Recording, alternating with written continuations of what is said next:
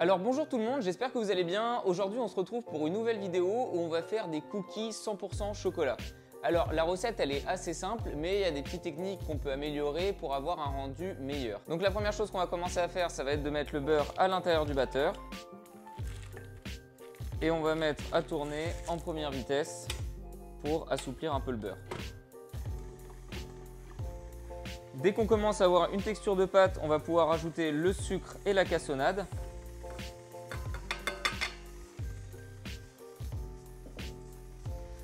On va pouvoir augmenter un petit peu. Dès que le beurre et le sucre se sont bien agglomérés, on va pouvoir ajouter le beurre de cacahuète à l'intérieur.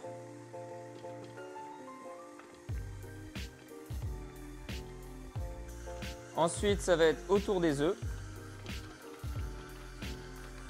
Dès que les œufs se sont incorporés, on va pouvoir arrêter le batteur.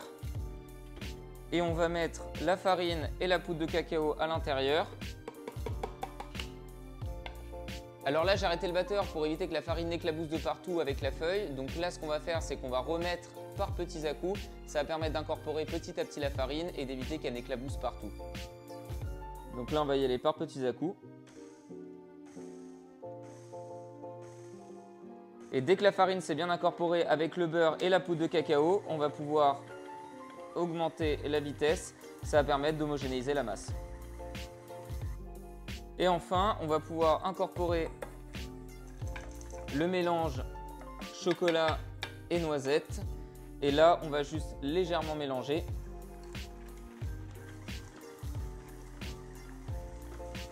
Et on va terminer par la fleur de sel. Donc la fleur de sel, on peut l'incorporer petit à petit, ça va permettre vraiment d'en avoir partout. Maintenant que la pâte est bien homogène, on va pouvoir la détailler en petites boules de 80 grammes. Alors comme vous pouvez le voir, la pâte, je peux très bien la travailler, il n'y a aucun souci.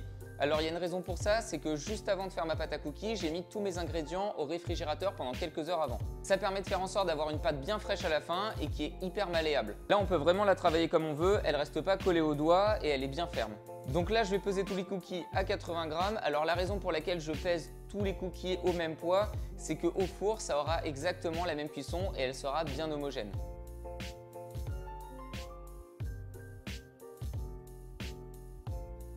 Maintenant que tous les cookies ont été pesés, je vais pouvoir les mettre au frigo pendant quelques temps. Ça va permettre de faire en sorte que pendant la cuisson, la couche extérieure cuise et caramélise et que l'intérieur reste encore un tout petit peu cru. N'hésite pas à me dire en commentaire si tu préfères que les cookies soient cuits à l'intérieur ou alors que ce soit encore un peu pâteux. Donc voilà, la pâte à cookies a complètement refroidi au frigo. Ça m'a permis de la façonner et de la mettre à l'intérieur de deux cercles différents.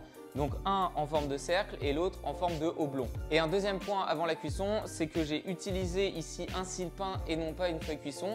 Alors le but du sile-pain, c'est qu'il va être perforé et du coup ça va permettre une meilleure aération sur la partie inférieure de la cuisson. Ce qui va permettre d'avoir tout autour du cookie une cuisson hyper homogène.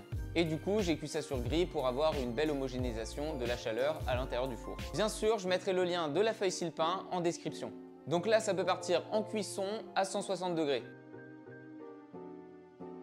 Donc là, je vais enfin pouvoir sortir mes cookies après 12 minutes de cuisson. Alors moi, j'ai mis 12 minutes, mais c'est par rapport à mon four. Donc moi, la cuisson que j'aime bien et l'indice que j'ai habituellement, c'est de regarder juste ici, sur la partie haute du cookie. Et si on voit que ça a commencé à bien coaguler et à faire une petite croûte sur le dessus, eh ben, on peut s'arrêter. Et maintenant, il ne reste plus qu'à les laisser refroidir complètement à température ambiante. Donc voilà, les cookies sont revenus à température ambiante. Donc juste avant de les déguster, on va pouvoir rajouter deux toppings. Le premier, ça va être un caramel à la fleur de sel. Donc je vais te mettre la recette en description ainsi que le procédé. Tu verras, c'est une recette extrêmement simple. Et là, on va avoir un praliné noisette. Donc si tu veux savoir comment faire un praliné noisette, je t'invite à cliquer sur le lien qui va s'afficher juste ici. Donc là, on va pouvoir prendre le praliné noisette et on va faire quelques points.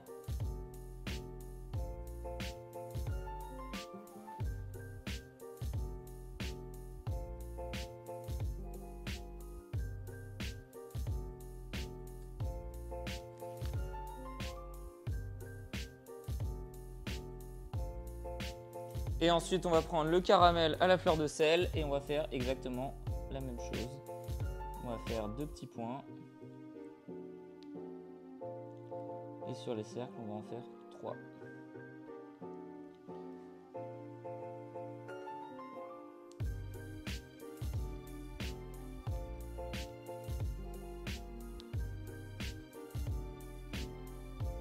Donc voilà à quoi ressemble le cookie, donc on va pouvoir l'ouvrir. Et là on voit que l'intérieur est encore bien cru et qu'à l'extérieur c'est plutôt bien croustillant. On voit aussi sur le dessous que la texture est plutôt bien cuite. Et voilà le cookie 100% chocolat. Donc voilà, maintenant tu sais faire un cookie 100% chocolat. N'hésite pas à me dire en commentaire si tu as des questions, j'y répondrai avec grand plaisir. N'hésite pas non plus à liker cette vidéo et à t'abonner, ça permettra de soutenir la chaîne. Et je te dis à très bientôt pour de nouvelles vidéos. Bye!